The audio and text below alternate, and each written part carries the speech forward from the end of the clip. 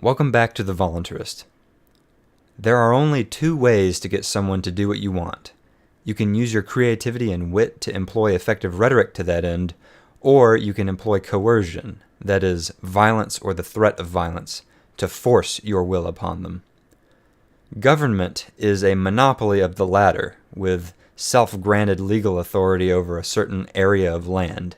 Everything governments do is completely composed of, or at least funded by, coerced associations between individuals within their jurisdictions.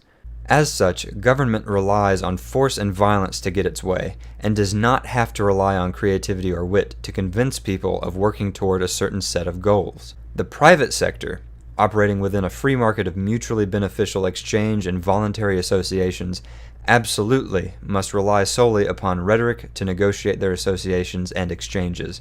Force and violence are most certainly options available to the average person, but if modern society is any indication, individuals or groups within society, other than government, of course, are socially forbidden from utilizing such tactics.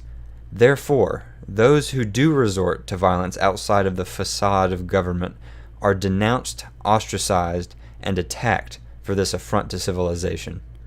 As such, government uses violence to achieve its goals, while the free market uses rhetoric.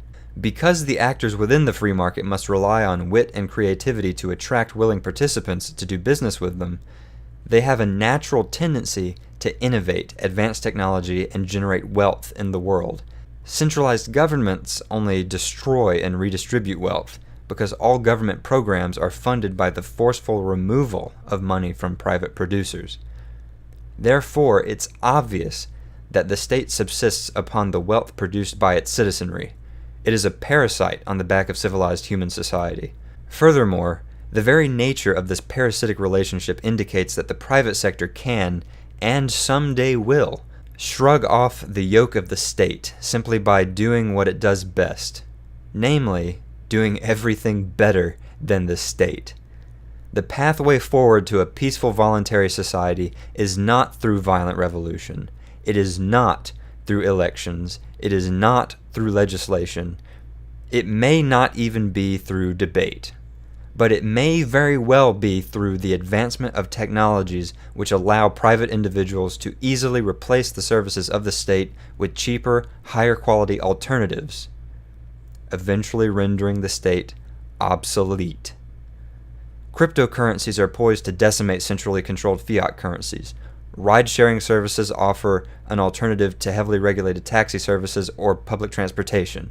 Healthcare charities allow people to simply share each other's bills as a cheaper alternative to heavily regulated and subsidized health insurance, and the list goes on and on.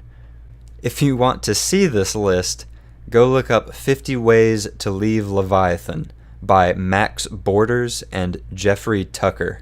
The private sector, I believe, will find a way to displace the state in the long run, because entrepreneurship is about finding solutions to the world's problems. And if I might point out, government-run programs are the world's biggest problems at the moment. Thank you for watching this video, and thank you so much for your support and kind comments, and I'll see you in the next one.